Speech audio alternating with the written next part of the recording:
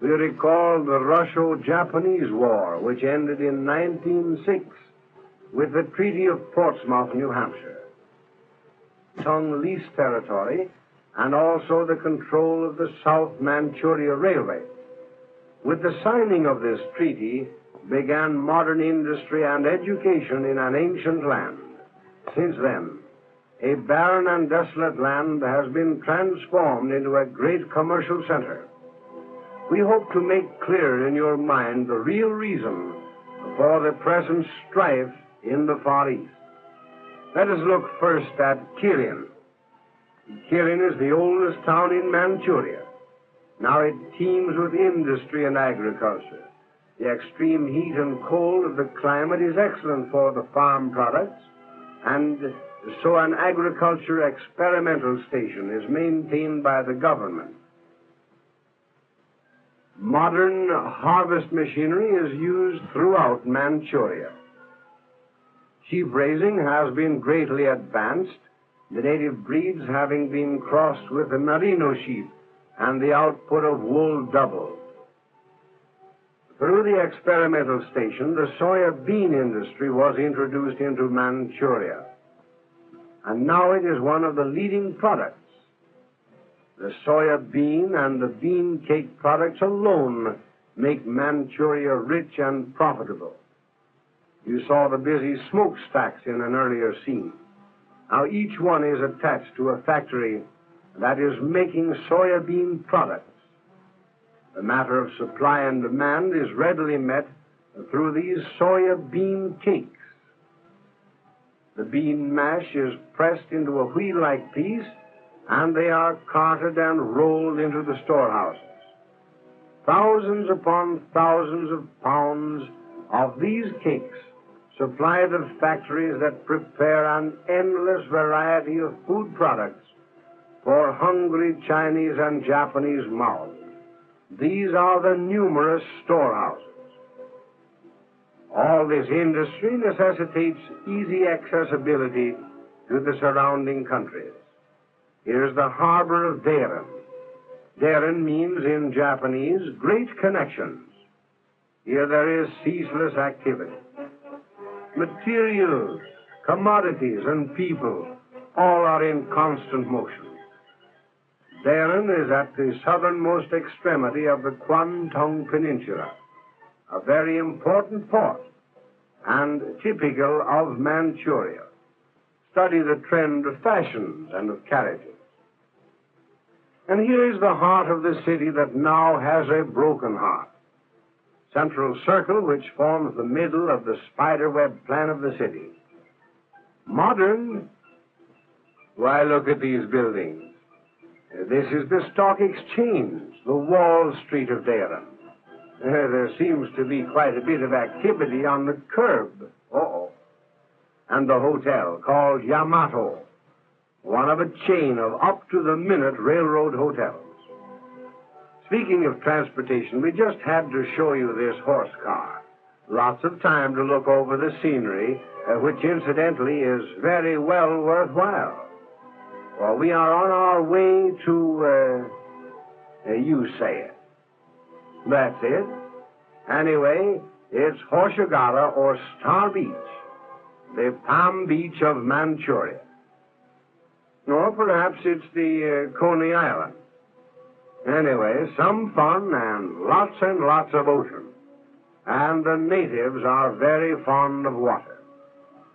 How about the children? The railroads maintain recreation centers and schools for the children of the employees with a well-rounded routine of activity.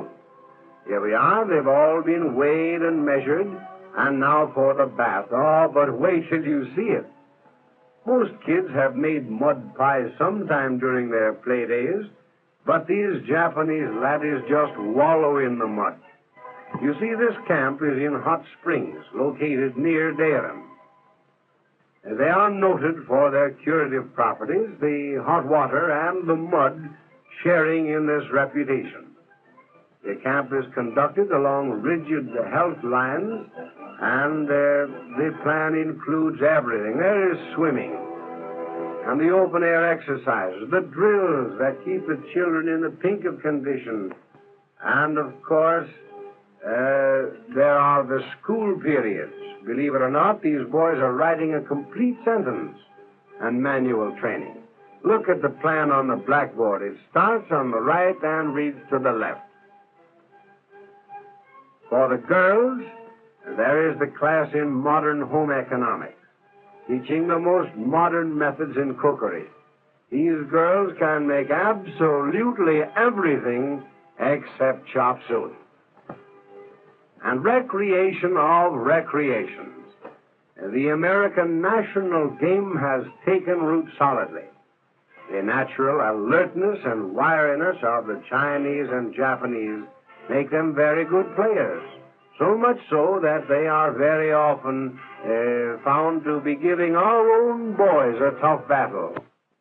The lighter side of the life of Manchuria was introduced by the Japanese geisha girls, who from earliest childhood have been trained to do their delicate pantomime dances. Symbolic they are of the life of the natives. Every little movement has a meaning all its own. Now listen to this ragtime.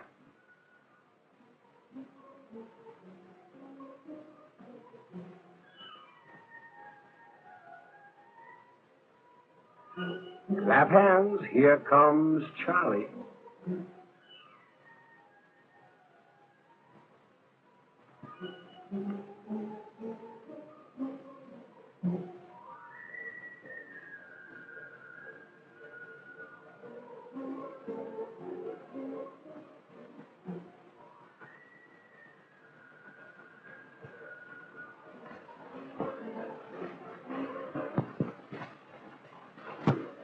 Harbin was with the Russians and is in a very strategic position. It is the railroad and shipping center, and so important that it was the very first objective of the Japanese. You will notice that it is a very well-built city with architecture in keeping with the best European styles. Now, from this Sungari River waterfront, one may make connections for almost anywhere, to Mukden, Siberia, Peking, to Korea or Japan. It is Port Arthur, the storm center of the Russo-Japanese War, now the educational center of Manchuria. This is one of the schools, a technical school that trains the young men of Manchuria in the up-to-the-minute methods of this machine age. There are still signs of the old life. Here's an old barter market where the farmers exchange commodities. And this is Yinkao on the river. Together with the railroad, this is a main avenue of trade and communication in and with Manchuria. You know, the language of the natives is often very descriptive. Chen Chung, Chen Chung. Doesn't it sound like the business end of a freight train?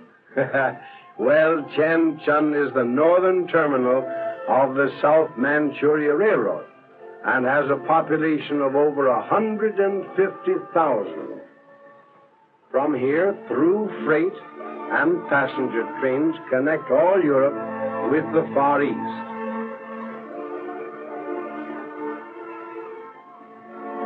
Most of the trains of the Chinese Eastern Railroad are armored against inland tribes of bandits.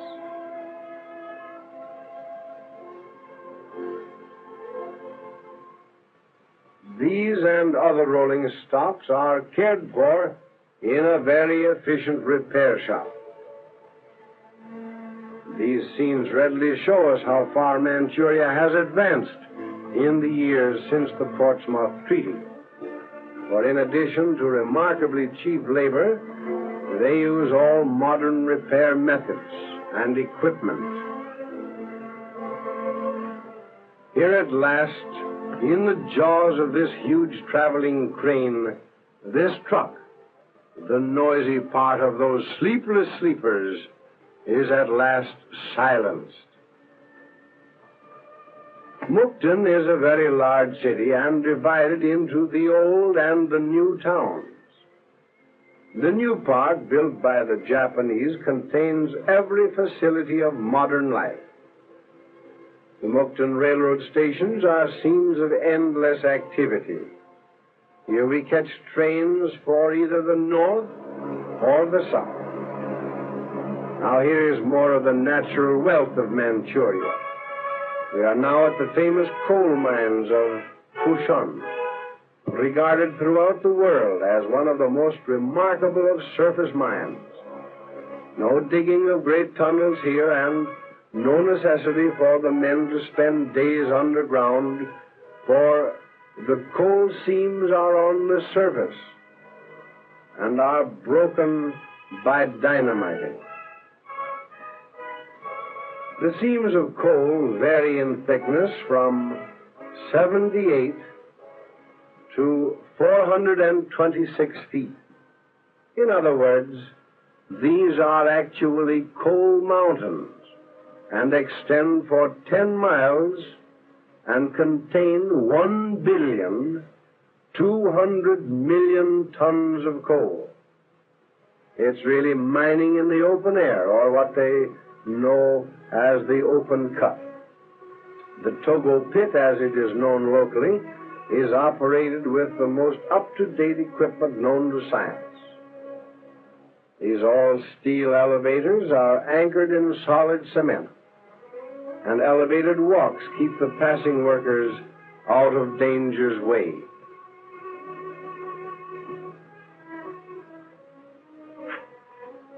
And here we are in Anshan, and at the seat of another basic and all-important industry, the home of pig iron. Here again, the mining of the ore is a simple matter, for these are iron mountains containing 200 million tons of good quality ore.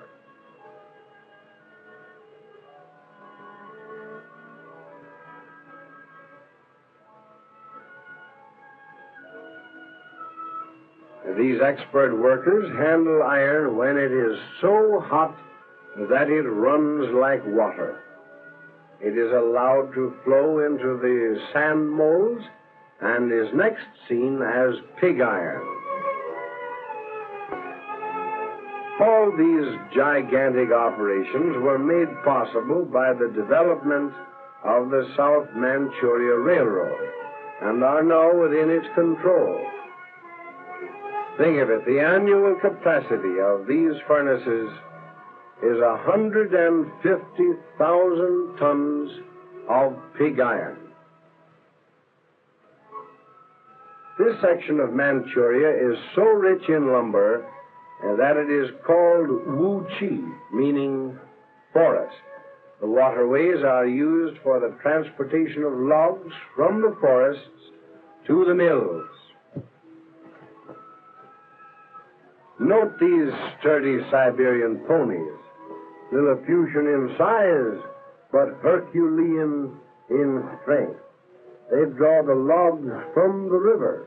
That's where pull really counts. Again, we see how modern are the methods used in preparing the lumber that really should be used in building more homes for an ever-increasing population. Here's the Yellow River Bridge that recently echoed to the shriek of shells and the boom of heavy guns. Note the fine steelwork of this modern drawbridge.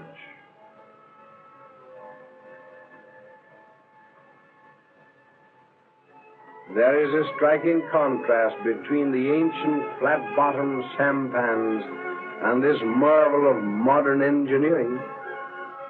Now, as we look upon the river life, we ponder over Manchuria's wealth in the four basic natural assets: agriculture, lumber, coal and iron, so essential to the welfare of any nation, and we realize the true reasons for this conflict.